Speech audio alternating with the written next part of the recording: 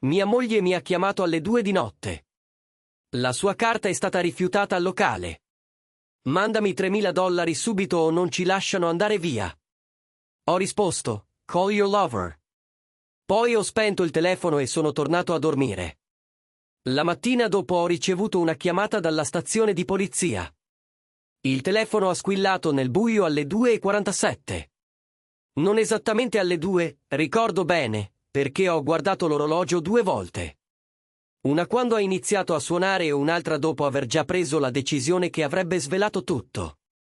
Prima di entrare nel vivo di quello che è successo dopo, se vi sta piacendo questa storia di tradimento e vendetta, per favore iscrivetevi al canale e attivate le notifiche. Lasciate un commento qui sotto su come avreste gestito questa situazione. E non dimenticate di mettere like a questo video. Il vostro supporto significa tutto. Ora, torniamo alla storia. Mi chiamo Jonathan Hayes. Ho 41 anni. E fino a quella telefonata pensavo di avere la mia vita abbastanza sotto controllo. Gestisco uno studio di contabilità di medie dimensioni a Minneapolis. Niente di appariscente, ma un lavoro solido che paga le bollette e qualcosa in più. Quel tipo di carriera che ti fa dormire tranquillo la notte, sapendo di aver costruito qualcosa di reale con le tue mani e la tua testa. Mia moglie Jessica ha 38 anni, ci siamo conosciuti 11 anni fa a una raccolta fondi per beneficenza.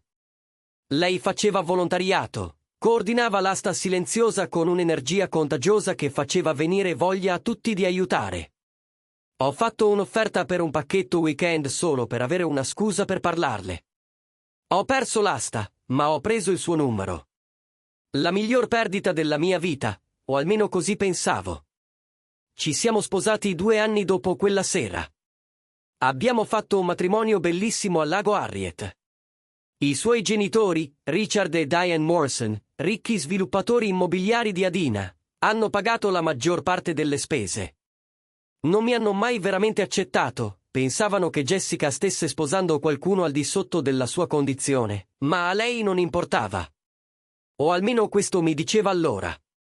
Il telefono ha squillato alle 2:47 e la voce di Jessica è arrivata acuta e disperata come non l'avevo mai sentita prima. Jonathan, grazie a Dio hai risposto. La mia carta è stata rifiutata. Sono all'Apex con le ragazze e la mia carta è stata rifiutata. Dicono che dobbiamo $3.000 e non ci lasciano andare finché qualcuno non paga. Mi sono seduto lentamente, strofinandomi gli occhi. La camera era buia, tranne per il bagliore blu dello schermo del telefono. Apex è in centro. Cosa ci fai in un locale di mercoledì sera? Ha importanza. Jonathan, ho bisogno che mi mandi i soldi subito. Venmo, Zelle, qualsiasi cosa. Minacciano di chiamare la polizia. C'era qualcosa nella sua voce che non tornava.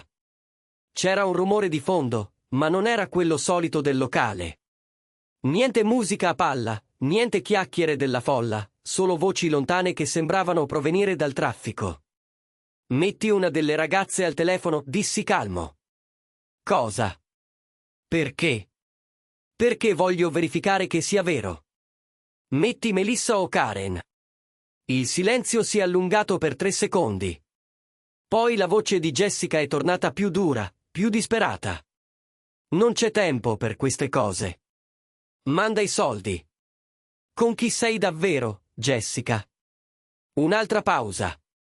Poi una voce maschile sullo sfondo, ovattata ma udibile. Dammi il telefono, cazzo. La voce che è arrivata dopo era sconosciuta, spavalda, con quel tipo di arroganza che viene da chi non ha mai sentito un no. Ehi, Jonathan, sono Brandon. La carta di tua moglie è al massimo e qualcuno deve coprire il conto. O mi mandi i soldi entro 10 minuti o lascio che il locale chiami la polizia. Brandon. Quel nome l'avevo sentito prima. 3 mesi fa Jessica aveva parlato di un Brandon della sua palestra di yoga. Poi 2 mesi fa, un Brandon che l'aiutava con un evento di beneficenza. Poi il mese scorso, solo un amico. Di nome Brandon quando le avevo chiesto con chi era andata a pranzo. Fammi parlare con mia moglie, dissi. È qui con me, amico, ma stiamo finendo il tempo. Jessica, dissi quando lei tornò al telefono, è questo Brandon della tua classe di yoga. Jonathan, ti prego. Non è il momento. Qualcosa si è spezzato nel mio petto. Non rabbia, non ancora. Solo una chiarezza fredda e cristallina. 6 mesi di notti fuori, acquisti inspiegabili sulla nostra carta di credito, vestiti nuovi che nascondeva in macchina prima di portarli in casa, il modo in cui aveva iniziato ad andare in palestra a orari strani. Come aveva messo la password al telefono dopo 8 anni che lo lasciava sbloccato sul tavolo della cucina. Call your lover, dissi. La mia voce era ferma, quasi gentile. Sono sicuro che Brandon sa come pagare il suo conto al bar. Jonathan, aspetta. Ho chiuso la chiamata, spento il telefono e sono tornato a dormire. Il sonno è stato sorprendentemente profondo e senza sogni. Quando la luce del mattino ha filtrato attraverso le tende alle 6:30, mi sono sentito più riposato di quanto non fossi da mesi. Ho fatto il caffè, ho strapazzato 3 uova e stavo controllando le email quando il telefono si è riacceso e ha iniziato a vibrare, con le notifiche. 43 chiamate perse, 67 messaggi e una segreteria telefonica dal Dipartimento di Polizia di Minneapolis. Ho richiamato il numero alle 7:15, sorseggiando il caffè al tavolo della cucina mentre guardavo il nostro giardino. L'acero che avevamo piantato 3 anni fa stava iniziando a tingersi d'arancione. Quarto distretto, parla l'agente Davis. Sono Jonathan Hayes. Ho ricevuto un messaggio per richiamare riguardo a mia moglie, Jessica Hayes. Attenda, signore. Rumore di chiavi. Sì, signor Hayes. Sua moglie è stata coinvolta in un incidente all'Apex la scorsa notte. C'è stata una lite per un conto non pagato che è degenerata in danni alla proprietà. Verrà rilasciata questa mattina, ma ci sono accuse in sospeso. Che tipo di danni? Secondo il rapporto, un tavolo è stato rovesciato durante una discussione, rompendo diverse bottiglie e bicchieri. Sua moglie e un accompagnatore maschile sono entrambi accusati di comportamento molesto e danneggiamento. Accompagnatore maschile. Sarebbe Brandon Hutchinson. Altri tasti che battono. Sì, signore. Lo conosce. Non personalmente, ma sto imparando parecchio su di lui. Sono andato al distretto alle 8, ancora in pigiama e felpa con cappuccio. Jessica aspettava nella hall, sembrava passata in lavatrice. Il trucco sbavato, i capelli arruffati, e indossava un vestito nuovo che non avevo mai visto prima. Probabilmente costava $500, a giudicare dall'etichetta che spuntava dal collo. Mi ha visto e si è messa a piangere, correndo verso di me con le braccia aperte. Mi sono spostato. Ha barcollato, si è aggrappata a una sedia e mi ha guardato come se le avessi dato uno schiaffo. Jonathan, fuori ci sono le macchine, dissi. Andiamo. Il viaggio verso casa è stato silenzioso per i primi 10 minuti. Jessica cercava di parlare, apriva la bocca e la richiudeva, iniziava frasi che morivano prima della prima parola. Alla fine ce l'ha fatta. Posso spiegare? Non farlo. Jonathan, ti prego. Ieri sera è stato un errore. Brandon e io siamo solo amici e le cose sono sfuggite di mano. Non farlo. Di nuovo silenzio. Siamo arrivati nel vialetto alle 8:47. Ho parcheggiato, spento il motore e finalmente l'ho guardata. Da quanto tempo? Cosa? Da quanto tempo dormi con lui? La sua faccia si è contratta. Non lo faccio. Non è vero. Jessica, te lo chiedo un'ultima volta. Da quanto tempo? 6 mesi. Le parole sono uscite in un sussurro. Da marzo. Marzo. 6 mesi fa. Proprio dopo il nostro viaggio di anniversario a Porto Arda, dove aveva pianto dicendo quanto mi amava. Esci dalla macchina, dissi. Jonathan, ti prego, esci tu dalla macchina. Lei lo fece. L'ho seguita dentro, guardandola mentre si toglieva i tacchi e si lasciava cadere sul divano del soggiorno, Lo stesso divano dove avevamo guardato film ogni venerdì sera per 9 anni. Ti farò qualche domanda, dissi, fermo sulla soglia. Devi rispondere onestamente. Se menti anche una volta, questa conversazione è finita e puoi fare le valigie. Lei annuì, il mascara le colava sul viso. Dove l'hai conosciuto? A Lifetime Fitness, quello su France Avenue. Quando è iniziato? Il 15 marzo, siamo andati a prendere un caffè dopo una lezione di yoga. Quando è diventato fisico? 3 settimane dopo, siamo andati in un hotel. Quale hotel? Il Marchette in centro. Camera 1214. La precisione di quel dettaglio mi ha colpito come un pugno. Se ricordava il numero della stanza, non era stata solo una volta. Quante volte, Jonathan? Quante volte hai fatto sesso con lui? Lei ha chiuso gli occhi. Non lo so, forse 30 volte. 30 volte. Una volta a settimana per 6 mesi, mentre io lavoravo fino a tardi per chiudere conti, far crescere la nostra attività, pagare la casa, le macchine e la vita che lei voleva. Quanto hai speso per questa relazione? Non lo so. Estratti conto della carta di credito, Jessica. Posso recuperarli, quindi dimmi ora. Forse $4.000. Soprattutto hotel e cene. Ho riso. Davvero riso. Riprova. Il suo volto è diventato bianco. Cosa intendi? Intendo che ho già guardato gli estratti conto. Hai speso $14.637 negli ultimi 6 mesi in spese che non corrispondono ai tuoi soliti acquisti. Hotel a Bloomington, cene in ristoranti dove non siamo mai stati insieme. Un weekend adat mentre mi dicevi che visitavi la tua amica del college a Madison. Jessica ha iniziato a singhiozzare, tutto il corpo tremava. Mi dispiace. Mi dispiace tanto. Non so cosa mi sia successo. Brandon mi faceva sentire di nuovo giovane, mi faceva sentire eccitante, e basta. Ho alzato la mano. Basta. Sono passato oltre, verso la nostra camera. Ho preso la borsa da viaggio che uso per i viaggi di lavoro e ho iniziato a fare la valigia. Vestiti puliti, articoli da toeletta, il portatile, documenti importanti. Jessica è comparsa sulla soglia. Cosa stai facendo? Me ne vado. Non puoi andartene. Questa è anche casa tua. Hai ragione. Allora te ne vai tu. Jonathan, ti prego. Possiamo risolvere tutto. Possiamo andare in terapia. Possiamo, no. Cosa intendi con no? Ho chiuso la cerniera della borsa e mi sono girato verso di lei. Intendo dire, ho finito. Non mi interessa la terapia. Non mi interessa risolvere tutto questo. Sto chiedendo il divorzio. Non puoi essere serio. Guardami. Ho chiamato il mio avvocato, Richard Thornton, dalla macchina alle 9:30 del mattino. Aveva seguito la costituzione della mia azienda 5 anni prima ed era diventato un amico. Quando gli ho spiegato la situazione, la sua risposta è stata immediata. Non tornare a quella casa, Jonathan.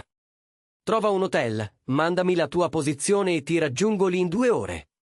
Dobbiamo muoverci in fretta prima che lo faccia lei. Mi sono registrato in un Hampton Inn vicino al mio ufficio. Richard è arrivato alle 11:45 con una valigetta di pelle e un'espressione cupa.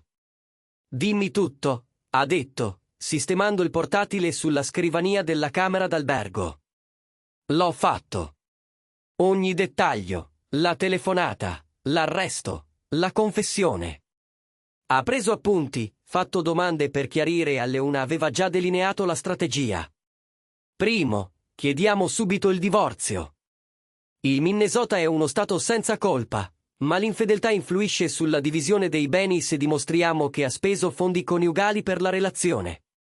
Secondo, assumiamo un investigatore privato per documentare tutto su questo Brandon. Terzo, blocchiamo i conti e le carte di credito comuni da oggi. Possiamo farlo? Assolutamente. Stai proteggendo i beni coniugali dal dissesto. È prassi comune. Ha tirato fuori dei documenti. Firma qui, qui e qui. Presenterò la richiesta di divorzio entro la fine della giornata. Il telefono ha iniziato a squillare alle 2:15 del pomeriggio. Jessica. Ho lasciato andare la segreteria. Ha chiamato altre 7 volte nell'ora successiva. Ogni volta ho rifiutato. Alle 4 ha iniziato a mandare messaggi. Jessica, per favore rispondi. Dobbiamo parlare. Jessica. Jonathan, ho sbagliato. Per favore, lasciami spiegare. Jessica, sono andato in banca. Perché i nostri conti sono bloccati? Jessica, non è giusto. Non puoi tagliarmi fuori dai nostri soldi. Jessica, ho parlato con mio padre. I suoi avvocati ti distruggeranno. Quel messaggio finale mi ha fatto sorridere. Richard aveva previsto questa mossa. I Morrison potevano avere soldi e contatti, ma noi avevamo la verità e le prove. L'investigatrice privata che Richard aveva consigliato, una donna di nome Patricia Cruz, mi ha chiamato quella sera alle 7. Signor Hayes, ho fatto delle ricerche preliminari su Brandon Hutchinson. Vuole sentire questo? Prego. Ha 31 anni, lavora come personal trainer in 3 palestre della zona metropolitana. Negli ultimi 4 anni è stato citato in giudizio 2 volte da clienti per relazioni inappropriate. Entrambi i casi risolti fuori dal tribunale. Ha un modus operandi, prende di mira donne sposate con soldi. Lo stomaco mi si è chiuso. Jessica era una vittima. Sembra proprio di sì. Continuerò a indagare, ma da quello che vedo è un professionista. Tua moglie non è stata la prima e probabilmente non sarà l'ultima. Nelle 2 settimane successive ho stabilito una routine. Lavoro dalle 7 del mattino alle 6 di sera. Palestra dalle 6:30 alle 8. Cene da solo in vari ristoranti, leggendo o aggiornandomi sulle novità del settore. Dormivo bene, mangiavo bene, mi sentivo meglio di quanto non fossi stato in un anno. I tentativi di Jessica di contattarmi diminuivano gradualmente. 10 chiamate al giorno diventavano 5, poi 2, poi nessuna. I messaggi passavano da scuse disperate a accuse rabbiose, fino al silenzio. L'indagine di Patricia ha rivelato tutta la portata della relazione. Brandon aveva manipolato Jessica sistematicamente, convincendola a spendere soldi per lui con la scusa di investire nel loro futuro insieme. Camere d'albergo, cene, un weekend a Chicago dove l'aveva portata a fare shopping su Michigan Avenue usando la sua carta di credito. Perfino un orologio Rolex che lei gli aveva comprato per il compleanno, addebitato sulla nostra American Express. Le pratiche per il divorzio sono iniziate a inizio novembre. Il padre di Jessica ha assunto uno studio aggressivo, noto per prosciugare gli avversari con mozioni infinite e ritardi. Ma Richard era più bravo. Alla prima udienza, ha presentato estratti conto, ricevute di carte di credito, registri degli hotel e il rapporto dell'investigatrice. Ha dimostrato chiaramente che Jessica aveva speso $14.737 di fondi coniugali per una relazione extraconiugale. Aveva mentito ripetutamente per coprirla e non aveva mostrato rimorso fino a quando non ha dovuto affrontare le conseguenze. Il giudice, una donna severa sui 60 anni di nome Margaret Rice, non è stata impressionata dagli argomenti dell'avvocato di Jessica. Avvocato, ha detto il giudice Harris guardando sopra gli occhiali da lettura, la sua cliente ha avuto una relazione documentata. Ha speso quasi $15.000 di fondi coniugali per questa relazione e ha mostrato rimorso solo quando è stata scoperta. Sono incline a concedere al signor Hayes una divisione favorevole dei beni basata su questa dissipazione delle risorse coniugali. L'avvocato di Jessica ha cercato di sostenere che Jonathan l'aveva abbandonata rifiutandosi di comunicare. Il giudice Harris ha chiuso subito la questione. Il signor Hayes aveva tutto il diritto di allontanarsi da una situazione tossica. Il fatto che abbia scelto il silenzio invece della confrontazione dimostra un notevole autocontrollo, non abbandono. Il decreto finale di divorzio, emesso a inizio febbraio, mi ha assegnato il 70% dei beni coniugali, inclusa la casa. Jessica è stata condannata a rimborsare $7.000 spesi per la relazione dalla sua quota dei beni. Ha anche dovuto pagare le proprie spese legali, che lo studio del padre aveva fatto lievitare a oltre $40.000. Ma la vera vittoria è arrivata a marzo, quasi esattamente un anno dopo l'inizio della relazione di Jessica. Ero in un bar vicino al mio ufficio quando l'ho vista. Era con un'altra donna che non conoscevo. Entrambe erano raccolte su un tavolo con dei latte e guardavano uno schermo di laptop. Si è accorta di me nello stesso momento in cui io di lei. I nostri sguardi si sono incrociati attraverso il locale. Sembrava diversa, più magra, in qualche modo più vecchia. I capelli più corti, acconciati in modo probabilmente costosissimo, ma anonimo. Si è alzata e ha iniziato a camminare verso di me. Ho visto la sua bocca formare il mio nome. L'ho guardata dritto attraverso, ho preso il mio caffè e sono passato oltre verso l'uscita. Non mi sono fermato. Non ho riconosciuto la sua esistenza. Sono uscito nella luminosa mattina di primavera come se non avessi visto nulla di più interessante di uno sconosciuto. Dietro di me ho sentito la sua voce chiamare il mio nome. Tremava, forse per disperazione o rabbia. Ho continuato a camminare. 2 mesi dopo, a maggio, ho incontrato qualcuno. Si chiamava Rachel Brennan, era la direttrice finanziaria di un'azienda di dispositivi medici che stavo revisionando. Era brillante, divertente, diretta in un modo che mi ricordava perché avevo scelto questo lavoro. Ci siamo incontrati per un caffè per discutere l'audit. Il caffè è diventato cena. La cena un weekend di escursioni nella North Shore. A luglio stavamo ufficialmente insieme. A settembre aveva conosciuto la mia famiglia e io la sua. A dicembre parlavamo di andare a vivere insieme. Jessica ha saputo tutto tramite amici comuni e a quanto pare non l'ha presa bene. Ho sentito dire che si è presentata una volta all'ufficio di Rachel, cercando di affrontarla. La sicurezza l'ha fatta uscire. Ha provato a contattarmi un'ultima volta a gennaio, quasi 2 anni dopo quella telefonata alle 2:47 di notte. Una lunga email piena di scuse, spiegazioni e richieste di chiusura. Non ho letto oltre il primo paragrafo, l'ho archiviata e sono tornato al lavoro. L'ultima volta che ho saputo, Jessica viveva con i genitori ad Adena, lavorava part-time nell'agenzia immobiliare di suo padre. Brandon era passato alla sua prossima vittima, un avvocato divorziato a strada Paul. Patricia lo teneva d'occhio per curiosità professionale. Quanto a me, ho chiesto a Rachel di sposarmi a marzo, su una spiaggia a Maui. Ha detto sì prima che finissi di fare la domanda. Ci siamo sposati a giugno, in una cerimonia intima in una vigna a Napa con 50 dei nostri amici e familiari più cari. Il mio business è cresciuto del 40% quell'anno. Ho assunto 3 nuovi contabili e aperto un secondo ufficio a strada Paul. Ho ricominciato a dormire 8 ore a notte.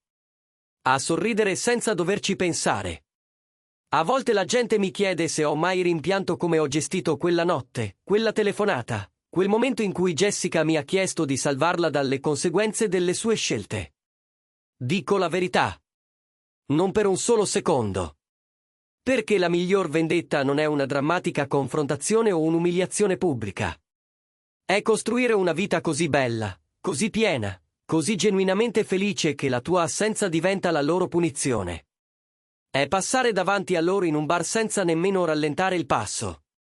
È spegnere il telefono alle 2:47 di notte e tornare a dormire, sapendo che qualunque caos abbiano creato non è più un tuo problema da risolvere.